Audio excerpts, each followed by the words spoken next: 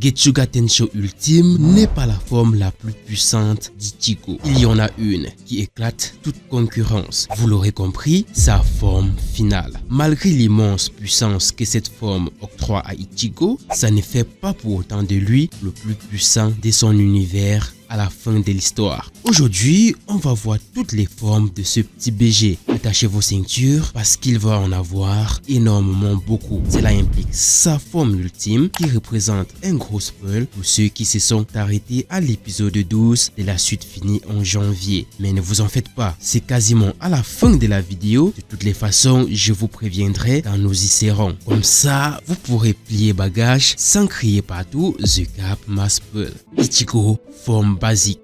Et oui, il fallait bien initialiser où tout a commencé, la forme dite humaine d'Ichigo. Avant de connaître Rukia, Ichigo était un simple humain, pas littéralement, puisqu'il voyait des fantômes à tout va. On sait quelle est la raison donc on passe dessus. Ichigo se trouvait super bizarre, puisqu'il était apparemment le seul à les voir. Même si on laisse de côté son côté voyant, qui peut faire flipper son entourage, Ichigo ne pouvait être considéré comme un véritable simple humain, parce qu'il sortait clairement du lot. Sans pouvoir de Shinigami ni de Holo, il tabassait déjà facilement du monde. Adulte ou pas, tu le cherchais, il pouvait te faire mordre la poussière. Il avait quand même beaucoup d'embrouilles, on va pas se mentir. La cause, sa différence de couleur au niveau de ses cheveux. Racisme chevial, ouais je sais, je viens de l'inventer celui-là. Heureusement, il sait de qui se tenir. Ichigo Shinigami. Imaginez, vous vivez votre vie tranquille, potes, fête, école, travail pour les adultes, vous vous faites chier, ras-le-bol de la routine quoi. Vous catégorisez votre vie comme une vie de merde. Mais un bon matin, au réveil, on vous annonce que vous êtes désormais un Shinigami. Le voilà, l'ingrédient qui vous manquait pour pimenter votre vie. C'est exactement ce qui s'est passé pour notre très cher Ichigo. En fait, non. Pas du tout. Rien ne s'est du tout passé comme cela. Évidemment, il fallait pimenter les choses. Personne n'aurait voulu regarder un ado de seconde qui se tape contre des gangsters pendant 300 chapitres et plus. Aujourd'hui, ça peut marcher vu le nombre de conneries qui pèsent en masse, mais voilà, l'époque est tellement cliché, du coup, on reste sur ça. Rukia est l'auteur de tout ce boxon. En voulant sauver la famille d'Ichigo, elle finit par faire de lui un Shinigami. A contre-cœur, il faut quand même le signaler. C'est sa deuxième forme basique, une forme que nous aurons pendant très longtemps avant qu'il ne perde une fois de plus ses pouvoirs et redevenir encore un simple humain. Sur cette forme, il est déjà considéré comme un élu. À peu près, son sabre fait quasiment sa taille, ce qui est du jamais vu jusque-là. Du moins, ça a choqué Rukia et les Shinigami qui ont eu la chance de le croiser sous cette forme-là. Tout au long du manga, on était d'accord avec elle et les autres puisqu'il n'y a finalement pas eu d'équivalent. C'est Urara qui aidera Ichigo à retrouver ses pouvoirs de Shinigami à lui. Byakuya les avait effacés directement dès leur première rencontre. Au départ, c'était les pouvoirs de Rukia. On peut donc comprendre l'attitude de son grand frère. Ichigo avec ses réels pouvoirs, c'est après les avoir eu réellement cette fois-ci qu'il commence à apprendre des techniques avec Urara. Sinon avant, c'était mon sabre, je l'utilise comme un boucher, je frappe et c'est tout. Il a les balèzes comme ça, mais croyez-moi, face à un Shinigami avec un petit niveau, il s'est fait démonter. Shikai. Alors comme ça, vous me laissez raconter des âneries. Ichigo est perpétuellement en Shikai, la plupart du temps dans le manga, peut-être dû à la méthode utilisée par Urara pour éveiller ses pouvoirs de Shinigami. Une méthode qui, pour rappel, a failli le faire passer de l'autre côté, devenir Holo. C'est avec cette forme qu'il enchaînera ses premières victoires intéressantes, voire exagérées. Il bat Ikkaku, ça va, on accepte. Il bat Renji, là encore, on est content pour lui, on est fier de lui, on le félicite donc on accepte une fois de plus. Mais qu'il vienne à bout d'un capitaine, là c'est chaud. Surtout qu'on est au tout début de la série. Kenpachi utilise son sabre comme une certaine personne à ses débuts. Sauf que lui, il est bouché des hauts rangs. Lui, les capitaines ne se valent pas du tout, mais peu importe la raison, ça reste un capitaine. Ichigo face au frère de Rukia, on l'a vu, il a fallu plus que le Bankai pour en venir à bout. Et ça, c'est compréhensible. C'est un capitaine. Il fallait évidemment un truc de plus pour justifier sa victoire. Le grand Kenpachi, personne n'est là du tout respecté là, il faut qu'on se l'avoue. Même si plus tard, ils vont nous sortir des Bankai. Le mot le plus culte de Bleach, la forme que tout Shinigami rêve de débloquer un jour. Ichigo l'a fait en un jour. Ouais, je raconte encore des conneries, mais c'était très rapide. La méthode utilisée par Yoruichi pour aider Ichigo est celle créée une fois de plus par Urahara. Qu'est-ce qu'il serait sans lui? Où les sabres des utilisateurs deviennent impressionnants, celui d'Ichigo devient tout rikiki. Où on attend de lui des techniques de malade, il reste figé sur son Getsuga Tensho. Attention, la technique cependant prend une puissance démesurée. Tenza Zangetsu apporte aussi un gain de puissance, ce qui est un atout considérable. Ça libère aussi complètement son pouvoir spirituel. À un moment, il faut qu'on arrête de nous la mettre à l'envers. Très vite, son Bankai sera presque obsolète. Oui, il l'a maîtrisé en 2 jours et demi et alors, c'est quand même le plus haut niveau des capitaines. Fallait qu'on rabaisse celui d'Ichigo pour introduire son pouvoir des holos. En même temps, je l'ai dit, niveau technique, on est sur du 1.1. Oui, c'est plus puissant, il est plus rapide, mais on remarque surtout que ça change ses vêtements. Et ça, c'est super pour cette holomorphose.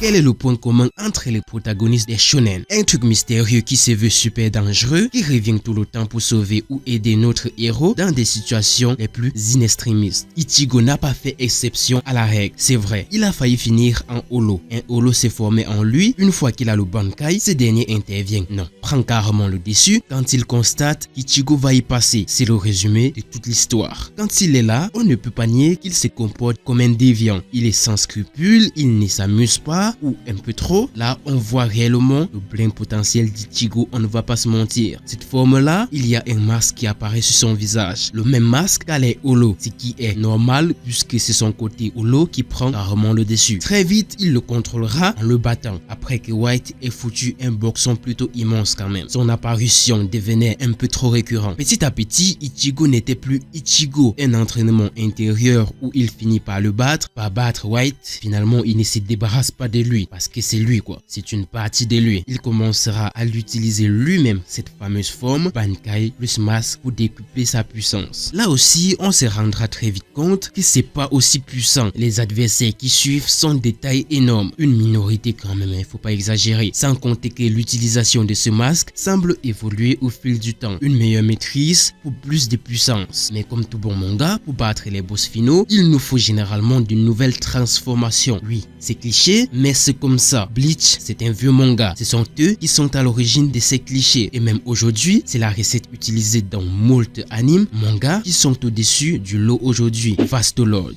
Cette scène, on l'a vu avec Naruto, avec Meliodas, avec Asta et avec plein d'autres protagonistes dans les animés et mangas. Et à chaque fois, les gens ont kiffé. On va beau critiquer, mais c'est souvent là qu'on constate véritablement que l'acteur principal part généralement avec beaucoup trop d'avance. Ichigo, qui s'est fait trouver par Ulquiorra, qui est sur le point de mourir, si pour des situations moins tendues que ça, son holo a pris le dessus, c'est plus qu'évident qu'ici, il fasse pareil. Ce n'est pas comme s'il voulait disparaître. Même si Ichigo l'a battu pour avoir le contrôle, là, il n'est plus là. En tout cas, quasiment plus. Le holo peut enfin s'exprimer à 100% sans gêne. D'où sa forme parfaite en holo. Si avec le masque et le Bankai, on disait ne plus le reconnaître, là, c'était vraiment le cas. Le mec petit des cellos, se régénère tellement vite. Tout ça avec un trou au ventre. Ça pourrait faire peur. Oui, ça a terrorisé une certaine personne. Même confiant, il s'est fait humilier comme jamais. Il est passé de vice-président à sans-abri. Il y avait plus de level. Enfin bref, l'une de ses meilleures formes, tout simplement. L'ultime Getsuga Tensho. Ulquiorra était un adversaire digne de ce nom, mais Aizen, c'est une autre histoire. Jusqu'à la fin du manga, il est là, démontrant sa puissance, malgré sa défaite. Vastolord est super puissant, mais vous vous en doutez, Ichigo ne peut y faire recours. C'était juste arrivé une fois, plus jamais on aura ça. Il ne lui reste plus que son Bankai et son masque. Si ça n'a rien fait à Ulquiorra, imaginez Aizen. Il a la puissance, et surtout, il a un super cerveau. Seul moyen d'en venir à bout, débloquer quelque chose qu'il ne peut concevoir, quelque chose qu'il ne comprendra pas. C'est là où cette forme a fait surface. Ou Vastolord, c'est un truc qui bouge à tout va et fait tout ce qu'il veut. Getsuga Tensho final, c'est un gars qui fait pareil, mais en bavardant, mais de manière désinvolte. On peut donc considérer ça comme la forme exactement opposée à la forme ultime holo, dans le sens que l'autre, c'est un pouvoir de Shinigami au max et l'autre holo au max, avec quand même un gros inconvénient. Getsuga Tensho Tensho ultime te fait perdre tes pouvoirs. En plus, c'est limité en temps.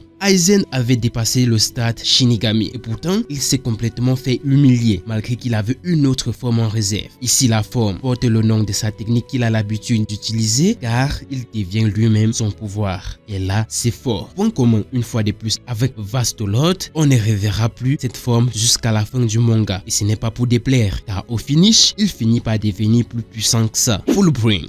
Qui dit Getsuga Tensho ultime dit perdre ses pouvoirs. Qui dit perdre ses pouvoirs dit perdre ses pouvoirs en fait. Aussi simple que ça. Ichigo redevient un véritable simple humain mais ne s'arrête pas là. 7 mois après avoir vaincu Aizen, Ichigo est approché par une organisation qui lui propose un moyen de regagner sa puissance et de protéger ses amis. Je ne sais pas de quelle puissance on parle là, mais récupérer sa puissance est clairement exagéré. Je m'apprête à vous lire le fandom d'Ichigo là. Cet arc, je ne l'ai pas véritablement lu. Trop chiant. Comme sa mère a été victime de l'attaque des Hollow, Ichigo possède donc le pouvoir des Fullbring qui lui offre des pouvoirs surhumains tels que le flottement ou le contrôle d'un pouvoir particulier avec un objet qu'il a l'habitude d'utiliser. L'objet attaché à Ichigo est son ancien badge de Shinigami remplaçant et en l'utilisant, il obtient une force considérable. Voilà. Considérable. On ne peut pas comparer ça à Ichigo Shinigami. Pas besoin de voir ou de lire pour le savoir. En combinant cette forme avec son expérience de combat passé, il devient capable de générer un Getsuga Tensho. Après s'être fait trahir par Jinsho et récupérer ses pouvoirs de Shinigami, il combine son Fullbring à ceux-ci afin de gagner en puissance, en plus d'un gain considérable de pouvoir spirituel. Fin du fandom.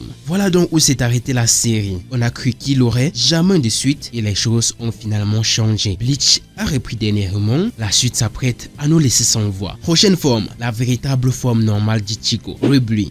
On l'a vu à l'épisode 12 de Thousand Year Blue War. Il a 2 épées. Zangetsu était en fait la représentation d'Iwachi, ses pouvoirs de Quincy, etc. Bref, un blabla no jutsu qui mérite toutes mes félicitations. On se rend compte véritablement ici qu'Ichigo depuis le début a tout pour lui pour devenir indestructible. Il est Hollow, il est Shinigami et il est Quincy. Donc les 3 plus gros éléments qui la face cachée du monde. Là, je ne sais pas s'il faut l'admirer ou crier tricheur. Mais on est bien. On aime quand ça se transforme, quand ça donne des palpitations, donc on finit par ne pas se plaindre. Alors les gars, la suite va spoil. Si vous continuez la vidéo, les formes abordées ne sont pas encore présentes en série animée. Vous savez ce qu'il vous reste à faire. On continue avec ceux qui sont à jour ou ceux qui souhaitent connaître la suite. Imaginez le truc de Getsuga Tensho, les gars. Une des bases qu'on connaît tous, mais plus puissant évidemment, et l'autre qui lui permet de neutraliser carrément les attaques adverses. Là, il n'est carrément plus obligé d'éviter les attaques. Ça fait un peu de nouveauté. Rester figé sur une seule attaque, un moment faut bien changer. Ça a pris du temps, mais au finish, ils l'ont fait.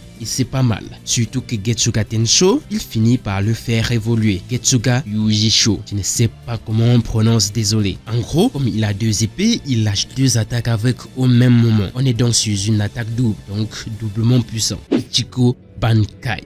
Fallait s'en douter. J'ai parlé des formes de base une fois de plus, montées en puissance. Comme les Shinigami le font, c'était indéniable. Bankai Ichigo est la forme la plus puissante d'Ichigo selon le manga. Donc logiquement, c'est sa forme finale. Pourtant, ce n'est pas grâce à ça qu'il vient à bout de l'antagoniste. Son Bankai est une monstruosité. Ça consiste à fusionner ces 2 impactos. Il parvient à créer ainsi un Bankai entièrement nouveau. Son apparence physique change complètement. Sous cette forme, Ichigo a une corne qui sort de son front droit et 2 lignes qui descendent. Ses yeux brillent particulièrement en jaune, ce qui est en fait un témoignage de sa véritable forme, qui préfigure plutôt sa transformation finale et sa nature définitive. Ouais, ça c'était un fandom ça. Faut savoir que les Cello, ils l'en tirent avec toutes les autres techniques. Alors, comment il bat Iwachi? Ça, je vous laisse en suspens. J'imagine qu'il y en a qui n'ont pas lu le manga, qui sont quand même restés. Merci à vous, merci à tous. C'est la plus grosse vidéo jamais réalisée depuis que j'ai créé cette chaîne. J'ai carrément flippé quand j'étais en train de l'écrire. C'était beaucoup trop long. Je me demandais, mais qui va monter ça? J'espère que ça vous a plu. Les grosses vidéos, enfin les vidéos longues commencent ici. Ça permet de se lâcher aussi. Merci d'être arrivé jusqu'ici. Abonne-toi. Tu n'as pas fait un chemin aussi long ou rien